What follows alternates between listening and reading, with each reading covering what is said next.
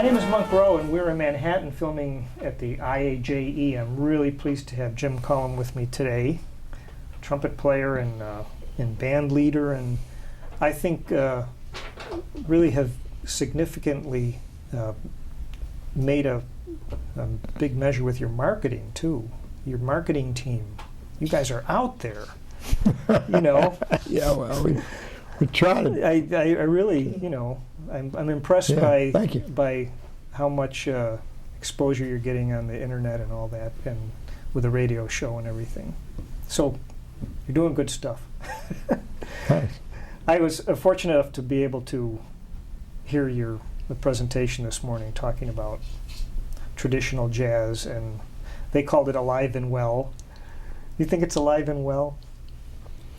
I think there are opportunities, just like there are in any area, to do things with it and present it and carry it forward. I don't think it's dead on the table like some people feel like it's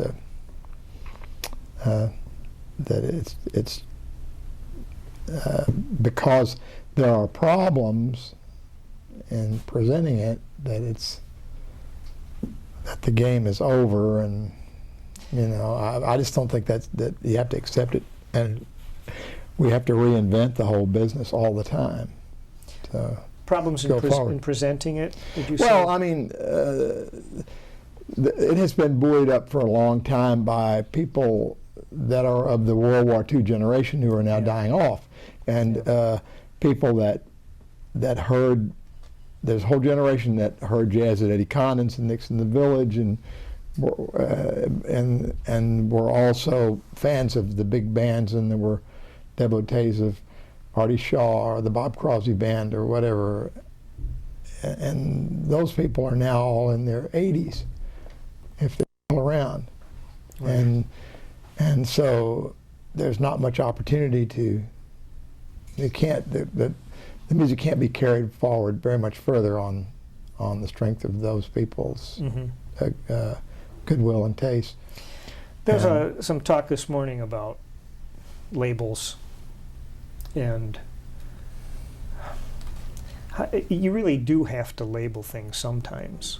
Like Matt Domber's record label, he calls it classic jazz, and we call some things traditional. And sometimes the word trad, I wonder if that word doesn't have some connotations. With some people it does. I've had this experience where they say, the people in the crowd, I'll get off the stage and somebody will grab me and say, when are you going to stop playing that, I want something besides Dixieland? And the next person I'll come to, or 2 or 3 people over, will say, "Will you please play some Dixieland?" You know, saying so. It depends on your definitions. Yes. And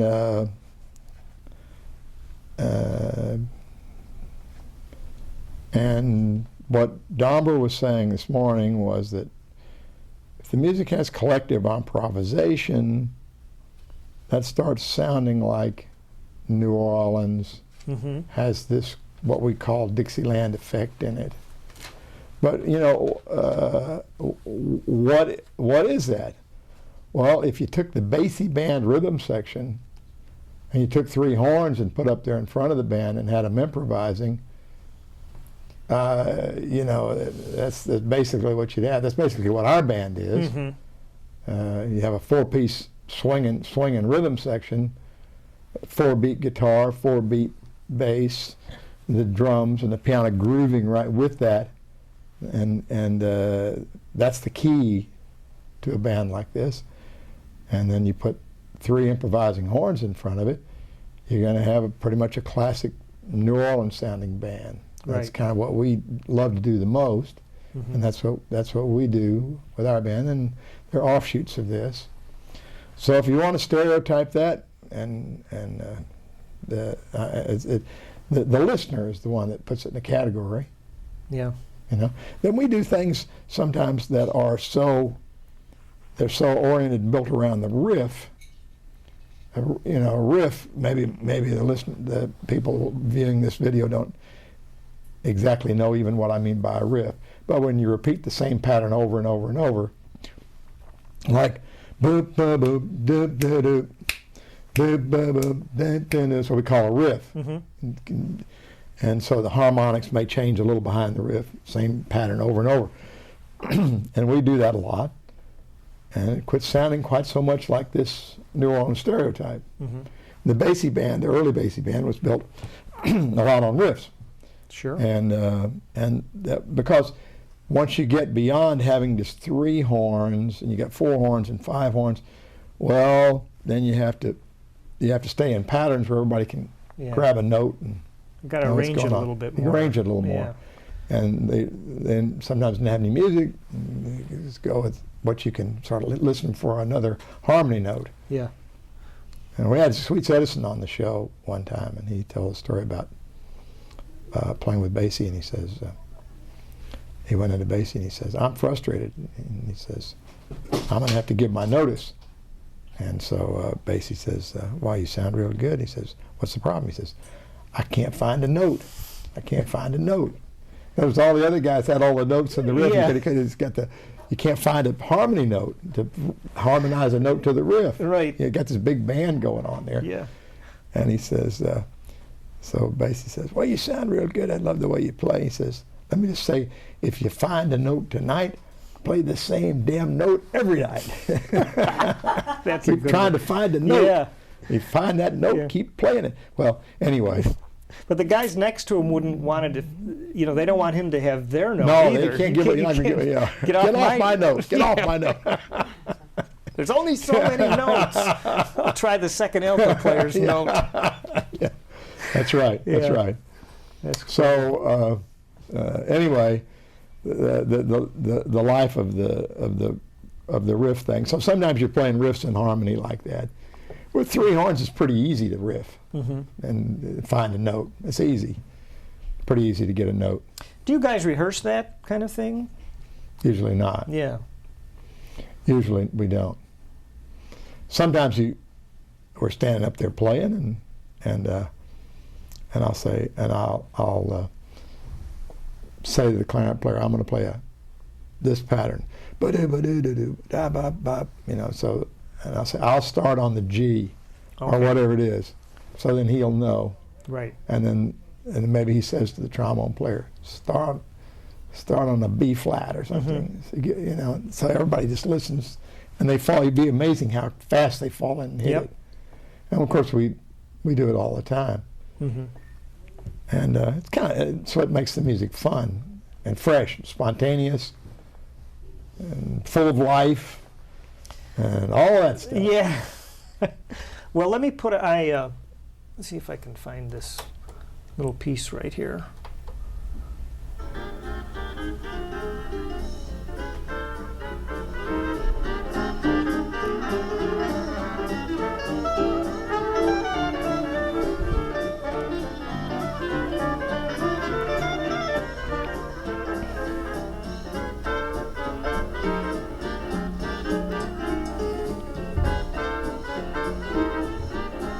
That sounds great, first of all. Well, you see, it's a combination. Yeah. First a riff, and then it goes into the collective ensemble thing. Right. And that's one of the things we've tried to make part of our style. A lot of the tunes are they're built that way. Right. So you go back and forth between the little sort of arranged passage to a completely open, loose passage, and then back again. Yeah. And when you get to the bridge, like we're just... Get to the bridge, it becomes a solo, it becomes a... Spontaneous. Whatever it is. Right. Is it hard to find musicians who are capable of that for you? You've had good luck.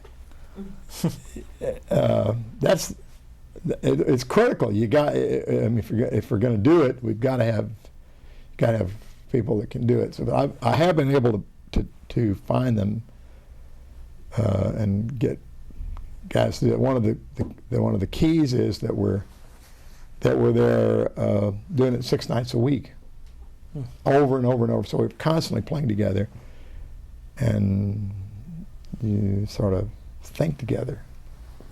kind of feel it's easier. You know, so you can take somebody that's a stranger. You're very sympathetic with them, and you just fall into things easily with a stranger. But usually, the way these things work best, and it's the advantage of an organized band. Mm-hmm. Well, I sure hope to get down there someday, but I was wondering do you have a dancing crowd? It's a very small place. Mm-hmm. And it's little tables, and they're all jammed in, and people are real crowded, and there's not a dance floor. Okay. Would you prefer there was one? Do you play ever where people dance or not? We do play dances once in a while, and the music is great dance music, as you know. Yeah. It's the ultimate dance music. I mean, it's fun to dance to it. Sometimes people have an idea that because so many decades have passed since it was dance music, that this is supposed to be dancing to it. Mm-hmm. But it's great dance music, and we do play for dancing, and that was originally what the music was. It was music for people to dance to. Right. Can I assume that you think of jazz as an art form? Yes. Okay. Is the music of that John Coltrane did more of an art form than the music of Bix Beiderbecke? I think it's a different music, but not more of an art form. Okay. I don't think the music gets more artistic than Bix Beiderbecke. I don't think any art gets. I think it's the kind of the ultimate, consummate art. I think Beiderbecke is the. I mean, he is the great American artist. You put him up on a wall. I don't think the art gets any finer. Okay. I'm not sure that I picked the right person, but I sort of get the impression we were talking about this morning about where traditional jazz fits in the music scene today and in the IAJE. And somehow I personally get the impression that people don't think of the music from the 1920s and 30s as artistic as they do jazz from the bop period on.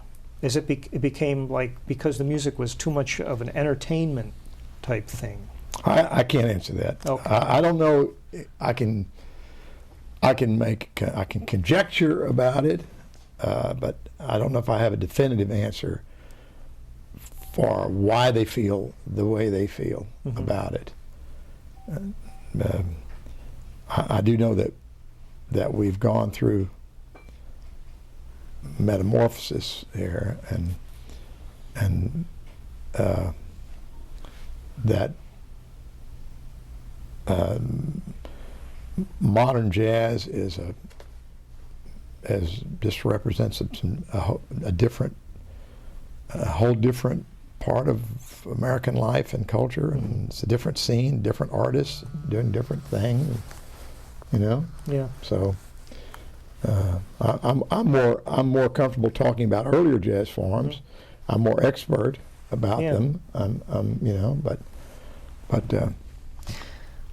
it's interesting to speculate if you would have been doing this without your father's influence. Do you think that was how significant was that for you? It was very important. It was very important, and I'm not sure how I would have come along if I hadn't been born into my existing family. And my father was a musician, and my earliest memories are of the downstairs jam session. Lived in a two-story house, and I was awakened. This little boy, I guess I must have been 4 years old or something, and toddle downstairs, and they would be going at it, and it would be in the middle of the night, and and the musicians would all be playing there, and And there'd be a lot of smoking and booze and all that, and there'd always be a little clutch of wives and women, girlfriends, and all hanging around, and the guys would be playing, and then if they weren't, the records would be playing. So there was this music was just almost constantly going. So I heard a lot of music, and there wasn't any television. No kid was sitting in front of a television because there wasn't any television yet as I was growing up. Mm-hmm. So I think personally it was a blessing to be born before television. It was a great advantage. But I was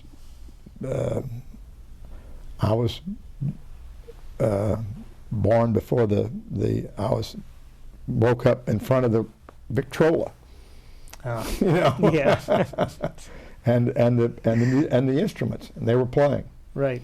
And I heard a lot of music. Mm-hmm. So if I had grown up out on a farm or something where people weren't playing music, I don't know, I would have been a different person. Right. Did your father make a living playing music? He did from time to time. He went in and out of the business. At the time when I was growing up, starting in 1945, at the last year of the war, he joined Jack Teagarden's band, and Jack Teagarden's big band, and then left town, came back. He was going with traveling bands, went with another band, and he came back, and he was, so we lived in Dallas at that time. And but before that, my first few years, which I don't have any memory of, he was working in my family's business and playing on the side, and then he became a professional. Mm-hmm. And he did that.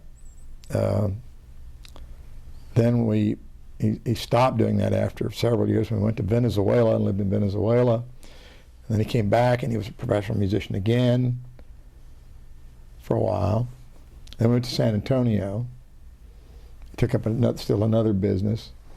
He had many talents. Mm-hmm. He was a real good. He was a good businessman, a good executive, good salesman. He was an accountant. And he was a very creative guy. He was a creative musician, and so. Anyway. Was he happy that you chose music as your career path? I think he was kind of surprised about the whole thing. I did it without his guy. I mean, he didn't steer me to it. I did it sort of on my own.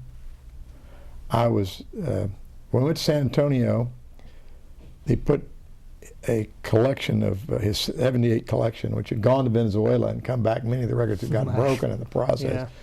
But they were in a wooden chest, and we were temporarily in a small rent house. They were stuck into my little cubbyhole bedroom, and as the only place they would really fit. And we didn't even have a record player in the house at that point. My sister had one, she brought home from college, a little portable one, and I got the record player and started playing the Louis Armstrong records. Louis Armstrong is, for people who never listen to jazz, it's a automatic. Takes you in, At least that was my experience. I've seen other people. It's very easy to listen to. It has passion. That's an integral part of it. It just takes you and carries you along.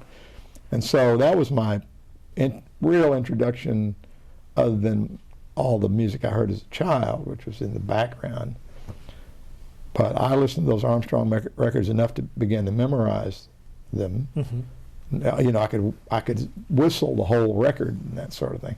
And then as my taste developed even more, I discovered the Bix Beiderbecke records, and I became even more fascinated. And I would listen to these records all the time, and every day after school I'd come home and listen to the Bix Beiderbecke records, and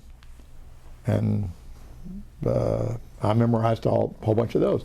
So before, that was the way I got into the music as a performing musician was very unorthodox, because I was able to had all this music in my mind, could sing these Armstrong and Beiderbecke solos, and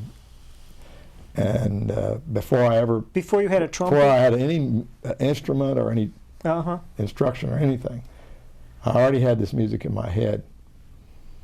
So then I decided that it would be pretty easy for me to do this. And all I had to do was get an instrument. I decided I would get a trombone, because I figured a trombone would be easy.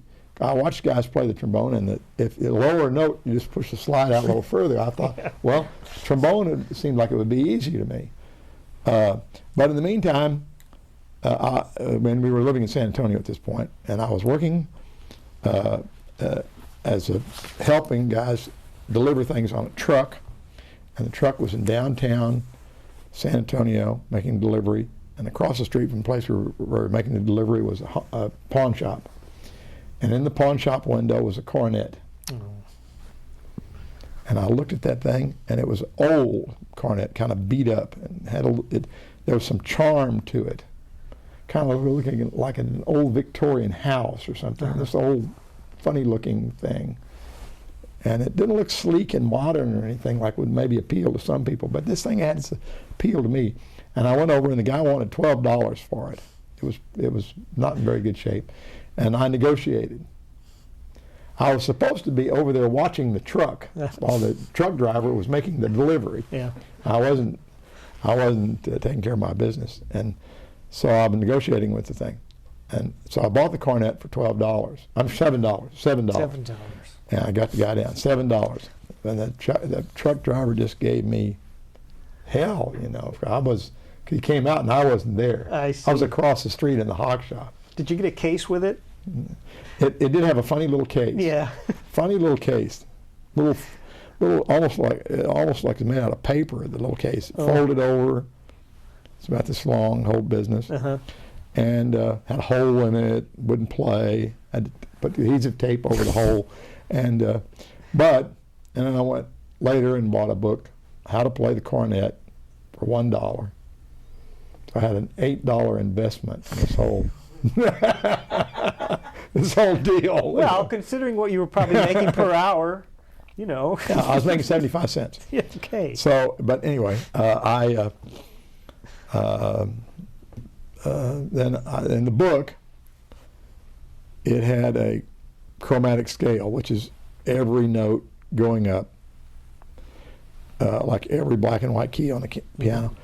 And so, at this point, my father comes in, I'm showing him this stuff, and he said, this is really interesting. So he took a pencil and circled the notes to make a diatonic scale, which is da, da, da, da, da, da, da, da. That's a diatonic scale. Mm-hmm.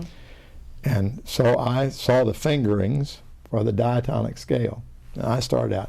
And so for the first day, I got that down. I could play that in one day. So the next day, I figured out to play a little song. I go, the cornet go, jada, jada, jada, jada, jing, jing, jing. And then I figured out to go, jada, jada, jada, jada, jing, jing, jing. Oh, blue you note. found a blue note. Blue note. So once I get that blue note, that was it. This blues. You were hooked, man. I was hooked. And I wanted to be a blues player. Yeah. I would care about playing the blues. That's all I wanted to do was play the blues, like Louis Armstrong. Yeah. That's a important moment that you could even hear that thing, and go for it. Yeah, the second day. So that was then all this music in my head, and it was so hard to play, to get all that to come through that brass instrument was difficult. Mm-hmm. So my whole life has been trying to fulfill that. Well, you've done pretty darn good, I think. You said this morning, I was interested in the comments you made about World War II and how the music was really affected, almost like that's a benchmark for. It's a pretty big change for the country, a huge change. You know, if you think about the way the country was before the war and the way the country was after the war, let's say that before the war started, before 1941, the way the country was, and the way the country was after 1951. Just think about the difference of the way the country was all the way up to 1941. I mean, there's no freeways, there's no television in the country, there's little towns, everybody knows who their neighbors are. I mean, it's a completely different world than we live in now. And since that, about 1950 on, it's much more like the world we live in today. It's a completely different thing. Mm-hmm. So the music, it's a different, it reflects a different culture. And what I didn't say it as well as I could have, because what I meant to say is that when you transfer people from living out in a rural, provincial setting to the vast majority of people living in big cities, if we apply the same organized teaching systems, as opposed to just finding your way on an instrument the way I did, and the way early jazz players did, like Beiderbecke or some of the early guitar players. But now you take people, you really show them systems of how to do this. Systems. And you show this, you know, and you show people how to play and develop technique very easily. This is the way you develop technique on an instrument. So instead of just having these melodies in your head and trying to get them out through the instrument, now you have all this technical ability under your fingers pretty easily and pretty quickly. And that becomes a big part of the style, to make big technical expression. Mm-hmm. And the listening public is very impressed by this technical expression. A lot of times it's not saying much, but it's very impressive. So you say, wow, listen, you know, listen to what this guy can do. But when you're coming from my place, I'm always thinking, let's hear what he has to say. And what does that constitute? I mean, if people are telling a story that people respect, as Matt Domber said, there's going to be an emotional response to it. I think he said this morning. Is it possible to pin down what is that? What makes that happen? Well, I think it's a variety of things that create an emotional response. If you've got, Armstrong play with a lot of passion and relatively few notes, and not unlimited techniques. Now, unlimited technique. Now, he could play anything he could think. But the whole system of his brain and his self-taught technique meant that his ideas were shaped in a certain way, and the limitations become part of the style. So this is really critical thing. This is really, really important, and that is, the limitations are very critical and important part of the style. So that's one of the things that when you hear Louis, you say, you're hearing his limitations, as well as all his technique, which was vast. I'm not telling you, especially for the time. Well, for the time, for any. Okay. In other words, the point is, you want just enough technique to be able to express the idea. Mm-hmm. That's all the technique that's needed. To have the idea come out cleanly and beautifully, here's the idea. And here it is. And that's all the technique you need for that idea. You don't need more. But a lot of people nowadays have more technique than they do well, ideas. It's okay. If you have more technique than you have ideas, then it's a bunch of wasted stuff that's just in there just for the sake of the technique. And just to have music just for the sake of the technique, then I think is a mistake. I think you've missed the boat, missed the point. And that's one of the reasons that we're so fascinated by these self-taught musicians is that it is easier to sense their limitations, and so you understand what they're having to say. They talk to you, they speak to you, you feel what they're saying to you, and you get this emotional reaction to what they're saying to you. You know, you become one with them. So, like I feel like I knew Bix Beiderbecke personally, and he died in 1931, and I wasn't born till 1941. I feel like I knew that guy. You know, I listen to those things. I feel like that I shook his hand and I had, you know, embraced him, knew him personally. You know, it's interesting. I really like the way you put that. I never quite thought about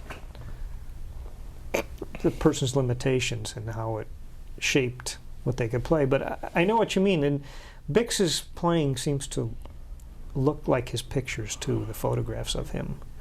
I just think he had this sort of vulnerable look to him. Yeah, that's right. That you can hear it in his music. Yeah, you can hear a certain kind of melancholy, a little pain or something in there that's in there. Yeah, and the more you listen, the more you dance. Now you don't hear it at first, but the more you listen to Beiderbecke, you hear these little nuances and subtle things. Yeah, the thing about the limitations is sort of profound. I think it's very important. But anyway, when you think of your own playing, what are your limitations in your own head? Well, you start to play. You have good days and bad days at anything. You know, playing music is like expressing yourself with language. It's like all of us use creative expression to speak, and all of us improvise.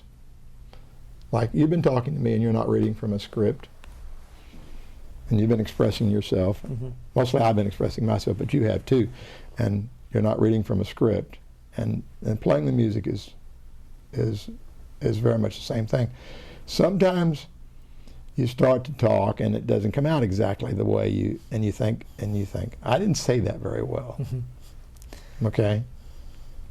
Like when I spoke this morning, and I thought after my voice kind of echoed on down into the room, I thought I didn't say that very well. I wish I could stop and back that up, say it again. I could do a better job. I could say that better. I'd know take two, but there wasn't any take two on that particular thing. And so playing music is, we talk about my limitations. Sometimes you can't do anything wrong. Okay? Everything that you play, it just, you know, you can't make a mistake, and you can't, I mean, it's just, everything is working, and the ideas are just coming clearly and freely, and they all make sense, it all goes together just right, and there it is. But other times it's not working. Okay. So and maybe you can relate to that when you try to express yourself in the English language and just talk. Yeah. Sometimes all the words come out as though you had polished it and written it out ahead of time and made a speech of it. Right. And other times they don't.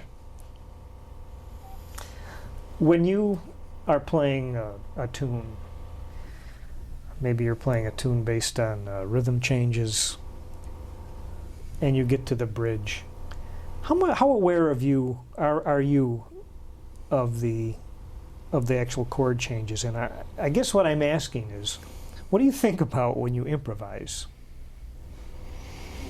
I mostly think about the melody. Mm-hmm. I try to keep the melody way back there in the back of my head.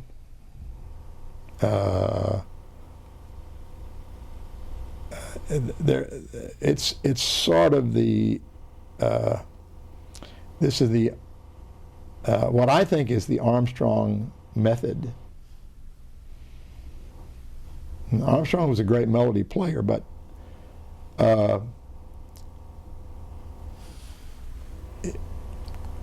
the melody is playing in your head, and then you're taking liberties with the melody. Now, there are other kinds of players who are so conversant with the chord changes that they don't think about the melody anymore. Sometimes they're not even able to play the melody, like other players that I have worked with, who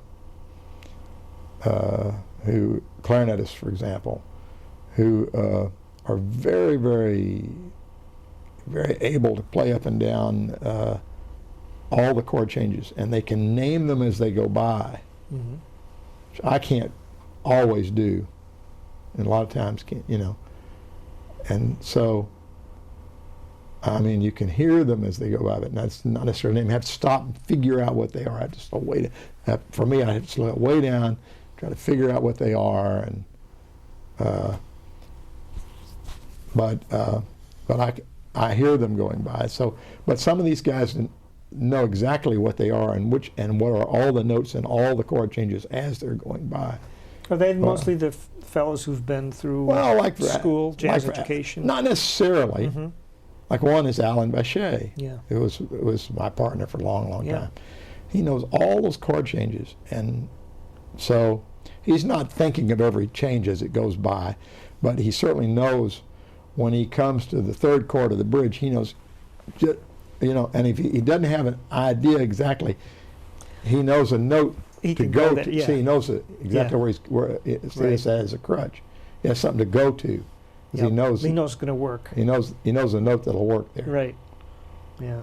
Where with me, maybe I know the note. Maybe I know that this is a D flat chord, and I can go to the third of it, but most likely I'm just listening to it and going with a place that sounds good to me. Mm-hmm. Have you ever had an opportunity where someone writes out one of your solos, transcribes one of your solos? Yes. Yes, and then you've looked at it. Yeah, and I'm amazed. I see it. Uh-huh. Yeah, this happens. Jack Teagarden said that some guys had written out some of his solos, and he couldn't play them. He couldn't play them. I can't play that. Well, an improvised solo is a very hard thing to play. I played some Armstrong solos. To play somebody else's improvised solo Mm-hmm. is because play a piece of music, play it in a big band. It may have some complicated rhythms and things like that in it, but they're usually not as complicated and difficult as an improvised solo. Right. Improvised solo may have some twists and turns in it that are just almost impossible for you to and almost impossible to notate. To notate, right? Yeah. As they should be. Interesting. Yeah. The Live at the Landing thing, has that made a huge difference in your life, would you say? You mean the radio show? Yes. Well, it has made life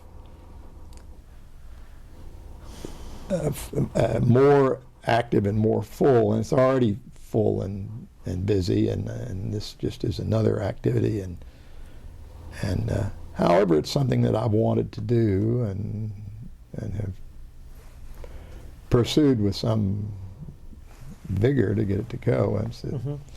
But yeah, it is. it is not for the faint of heart. This whole thing, I don't believe. You got to be, because it wears you out. There's a lot going on. Who writes the scripts and so forth that go Well, with the the show? scripts are almost all the scripts have been written by the executive producer. That's Margaret Pick. Mm-hmm. Most of the scripts. Yeah. Occasionally, there's one that was written by somebody else, but she's done almost all the script writing. So when it's live from the landing, is someone reading? This is really live. Well, when we first started doing them, the idea was we were going to do them live to air. They were going to go out and they were going to go to people's radios right that minute. Mm-hmm. And they would be, we did some local shows. We actually did some. I think we did the first couple of shows that we did nationally.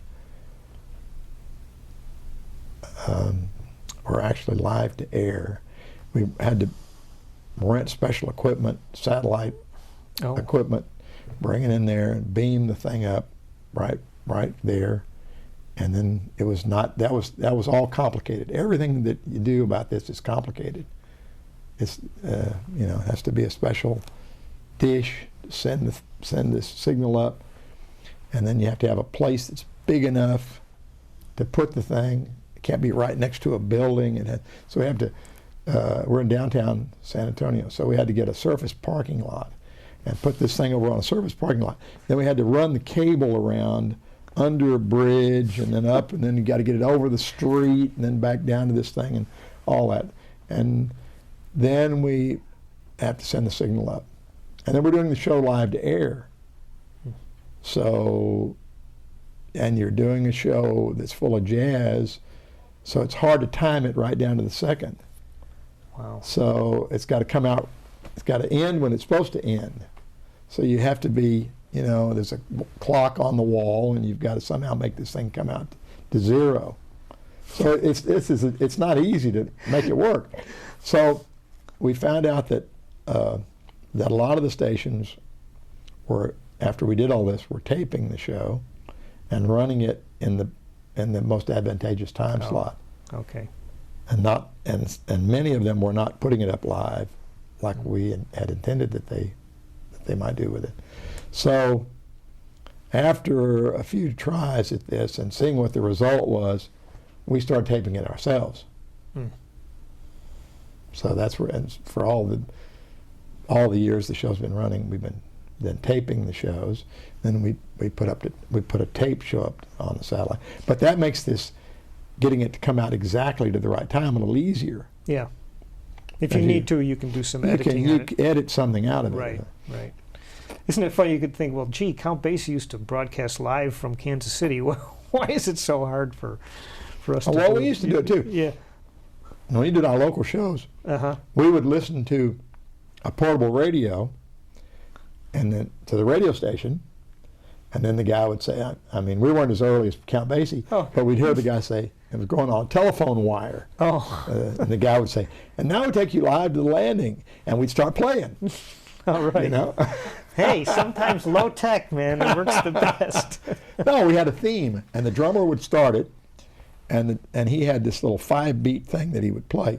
So I would stand there listening to the portable radio, and now we take you live to the landing, and I go like this, and the drummer would go ba ba da ba da ba da ba da, and then the band would come in, ba ba da ba da ba da ba da ba ba ba da ba da ba, and the band, that would be the theme. So and that's why we'd start the show every day, and so we'd keep watching the clock. We had a clock up there, and we'd get down to the last minute. And I'd signal 1 minute, whatever was going on, we'd get into an ensemble and make it end in 1 minute.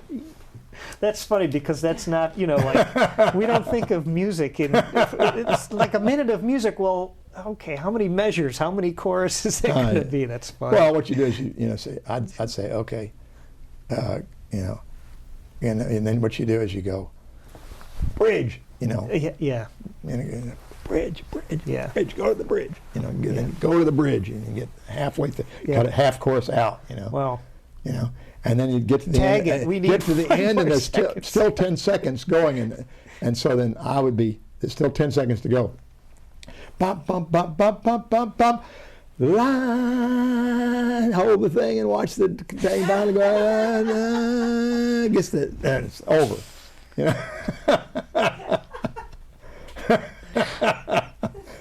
So all those little tricks. Yeah, absolutely. And your clock is synced with the clock at the radio station. Right? Yeah, no, It's funny. That would be done. Yeah, oh, that's a good story. The Porgy and Bess thing you did with, it was a CBS Masterworks. That must have been a thrill. Well, yeah, it was great. I had the ideas to do Porgy and Bess, and because I love that music. And the farther we went into it, I said, I want to do the whole opera, and that sort of distinguished it from every other pops or jazz version that had ever been done. Because Louis and Ella and Miles Davis and the various ones that existed were all highlights versions. We did the whole opera. We did every song in the whole opera, and then I wrote this narrative that followed the plot, and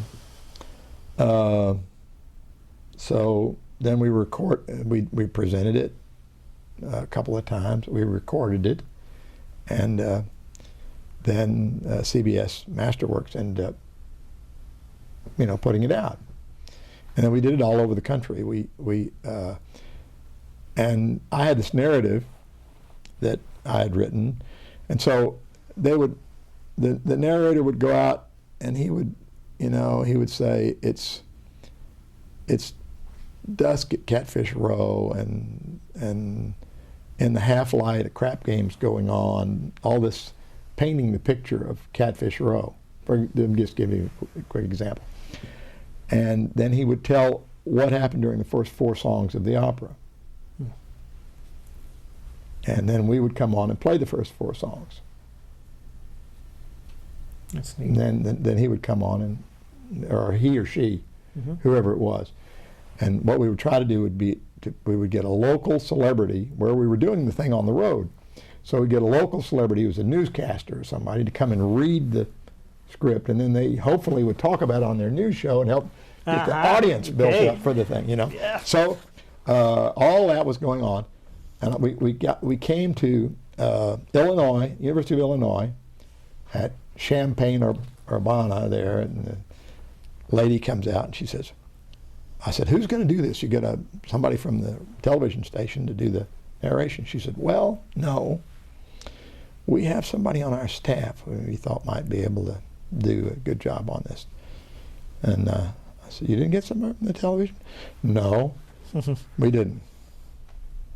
Just pause. And fine. I said, well, okay. Who is it? She says, well, we've got this guy that's in the vocal department here. And you may have heard of him. His name is William Warfield. I said, William Warfield? William Warfield. You mean an opera singer? She says, yes, William Warfield, the singer. And so they trot him out. And so I was very impressed, having William Warfield. Mm-hmm. And so he started doing it. So after that, I said, Mr. Warfield, he had played Porgy, of course, in Metropolitan Opera, and done had done Porgy all over the world. He knew the material better than I did. And so I said, if you would like to, in making these introductions, sing a little piece of any of these melodies or do anything that you want, that you think fits with this, just take it and go with it. And so he would do that from time to time, and it added so much richness to this whole program. So we did it all over the country. Took it to Mexico and did it at the Cervantino Festival.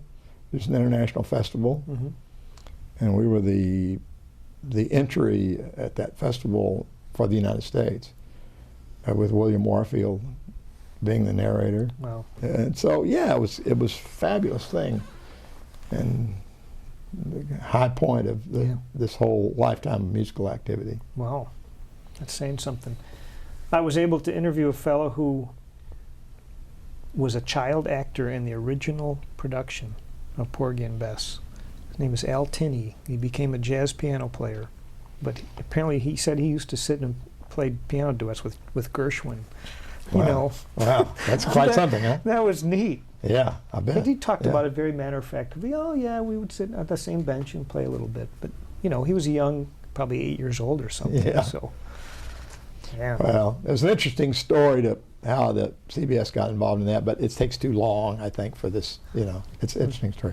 So maybe another year, if you'll interview me again, I'll tell you that story. Part 2. Yeah. Did anybody say anything this morning, or could you add anything about making traditional jazz more a part of the jazz education scene? Well, that's what we're interested in seeing happen, and it's one of the reasons that I'm here at IAJE. We would love to see, as time goes by, traditional jazz or earlier forms of jazz, sort of like Wycliffe Gordon was alluding to some of these things today. The full spectrum of jazz, from its origins to the most avant-garde modern-day manifestations of the music, be on display and be present in jazz education. And for most, in the vast majority of cases with jazz education, the attitude has been, we start with Charlie Parker and go forward. Charlie Parker is where we start. And there's no question that Charlie Parker was a great genius, and everybody is fascinated by Charlie Parker, myself included. I mean, everybody enjoys looking and listening to Charlie Parker, and it's just an amazing thing that Charlie Parker did, and it took jazz in a whole new, started down a new road. Yep. The whole Charlie Parker deal, and the whole bebop thing. But that's where jazz at Berkeley or North Texas State, or when jazz education first began, that was where it started. They weren't talking about Louis Armstrong, and there was almost in the early days there was when I was a young kid, I would read articles about Armstrong, and sometimes they would say Armstrong is a has-been, he's an Uncle Tom, he's not a disgrace, but a lot of negative stuff about Armstrong. And of course, I was frustrated by that, because having just absorbed these Hot 5s and Hot 7 recordings and the early Armstrong, I believed just absolutely down to the marrow of my bones that here was the great American genius, and that there was very little to say that was, and I also would follow him in his later concerts, and I was fascinated by all of the eras of Armstrong. He did so much that it was like several different personalities in one life. It was like you could have several careers. First the great improvising, first the jazz band, second cornet player, then the improvising musician, and the high note artist. Then eventually you get to the great entertainer, and then you get to the singer, and all this. So it's all these different things. And so, but at any rate, nowadays, you read the New York Times say Louis Armstrong is the greatest contributor to jazz. But that's a fairly new idea. That's a fairly new idea. And the fact that we now have that idea on the table changes the game a little bit. And now everybody's going to say, maybe we better look at this thing again and look at it a little differently. And as far as I'm concerned, I'd say it's about time that everybody takes a good, hard look at jazz where did it come from? How did this thing happen anyway? And let's look at the whole picture of the whole history of it. Because, hey, Charlie Parker is now 60 years old. That music is getting to be... I know, isn't that amazing? See, that's old music now. That's not brand new cutting edge music. Right. See, so you have to look back to look at modern jazz. Yeah. See, so Yeah. if you're only going to look at this latest new stuff, you're going to miss everything. Mm-hmm. So you have to look now. I mean, we've come to this thing where they realize that they have to look back to see Bird. Well, then you look back beyond that too. Yeah. So that becomes very logical. Where before it was not logical, but now it's very logical to look all the way back. So I think we're in a changing environment with jazz education. Mm-hmm. And I think as time goes by, a lot of these things will self-correct. You know, from teaching jazz in a performance manner, one thing I think may be an issue is that schools are about numbers oftentimes, and the best way to get a lot of kids involved in jazz is to have a big band. And also from a teacher's standpoint who may not know that much about jazz, they can handle a big band sort of because they've got all this music. So they can have a big band, but to have a combo, that's a different story. First of all, you don't have as many kids that are going to be involved, and you really have to know a lot more, I think, to instruct a combo. So I think that's one thing that makes it harder to teach small group jazz. We did it at Stanford, and every kid that went to Stanford would be part of a combo. Some of the combos were bebop-oriented combos, but they were still combos. That's great. Every single kid was part of a combo, and the combos were all maximum of about 7 pieces. And then every kid was having to play some solos. I mean, they might have a hard time playing solos, but in other words, you couldn't just be buried in a section. Mm-hmm. So, and we need to get. I mean, if all you do is just read the music, it becomes harder to infuse it with jazz feeling. Right. It's just harder. It's not. It can be done, of course. Mm-hmm. Okay, here's a little scenario. The time machine is a reality. Could you pick a couple times that you'd like to go back to and be around when something happened in jazz history? Well, let me tell you, everybody that plays this game, right? Mm-hmm. Everybody that's a jazz lover and a jazz fan has plays this little game in their head. And you go back and you think, and because Eddie Condon writes in his book and says, and so, and he says, so he meets Bix, and Bix says he wants to go down to hear King Oliver. And so they all go to hear King Oliver, and they go down there and they stand there, and Eddie Condon hadn't been there himself, and he says, and one of the guys says, the big guy, that's Oliver, and that other guy's just come from New Orleans, that's the little guy, his name is Armstrong, that's Armstrong. And so then they started to play, and he said, and these two cornets were playing like a couple of women talking over the back fence, and the music was winding around each other, and it was pouring off. I mean, he used his great rhetoric, Mm-hmm. and it was pouring over like warm cream and flowing down through the holes and all this. I don't know. You have to read Condon's words. But so everybody would say, all you hear is these old acoustic recordings of Oliver, Mm-hmm. of this thing. I would like to have gone and stood before this Oliver band, who George Wetling said would sometimes play one tune for half an hour, and all ensemble playing. They have to be real strong. And so I would like to go and stand in front of this thing and hear what that really sounded like. Yeah. So we did, on one of our shows, we would do a tribute to King Oliver. So we had, again, an extra cornet player, real good guy from California, tuba player, and get the rhythm section to play kind of in this Oliver style, a little bit, adjust it just slightly, and have a few peculiarities that were typical. And here we go. And so the Oliver band, the acoustic record is playing, the original record is playing Snake Rag. Snake Rag has these little descending passages in it.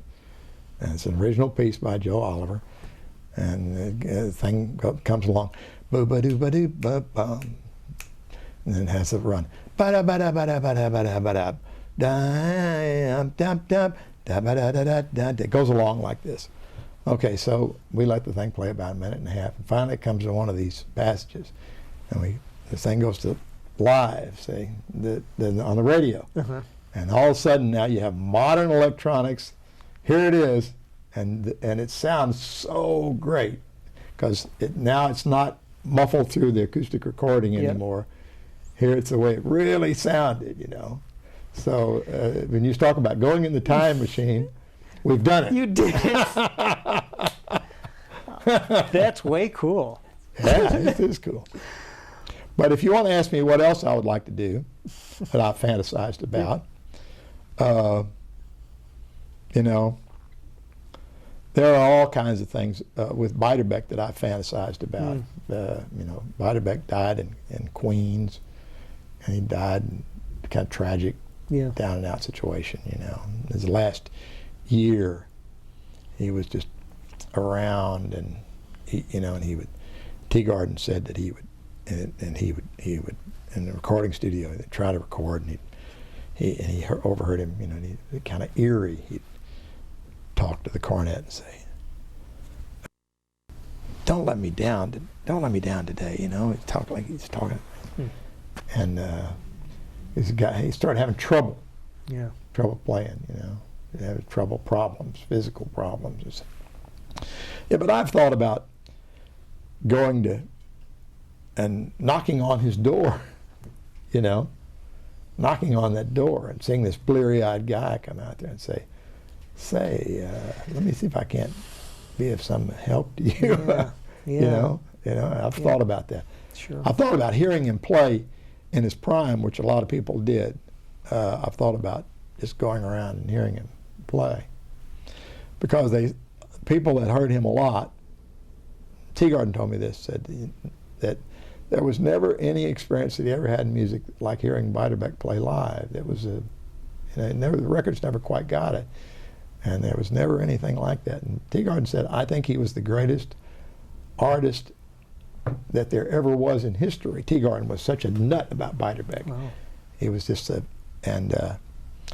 and Teagarden was a great admirer of many other players too, and particularly Armstrong. You know, he heard Armstrong when he was a very young guy, and Teagarden was real young. He was only about 17 years old. Went to New Orleans and heard Louis play over there, and he was fascinated by all the rest of his life.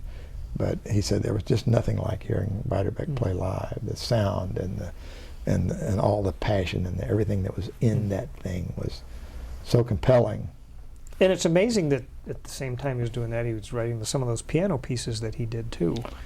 The piano pieces, some of those, they came at different times, but the last couple of those came at the end when he was hardly able to play the cornet and he was having so much trouble. And I think that he would sit there and do these things. Bill Chalice went over and took them down, and I think that he needed the money.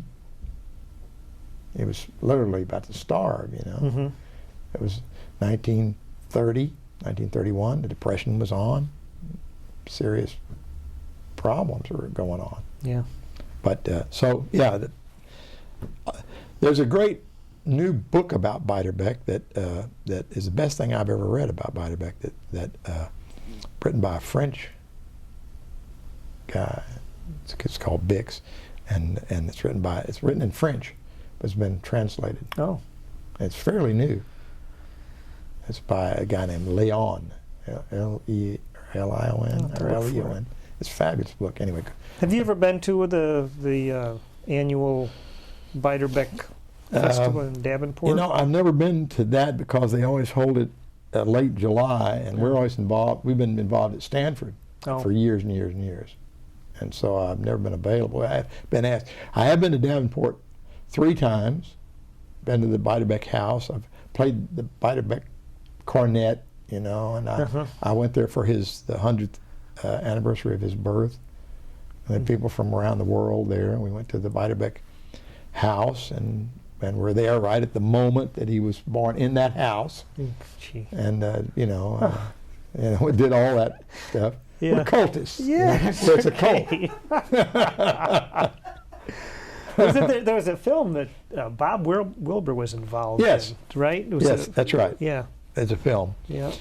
There's a film. But the best thing, I think, is that there's a documentary done by a Canadian lady.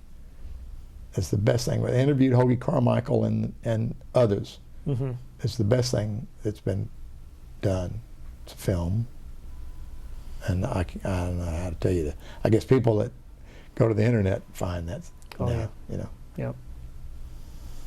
Well, it's been a fascinating conversation for me. Thank you. And me too. Thank you. If I come down there, I expect to get a front row little table. The tables are 20 inches.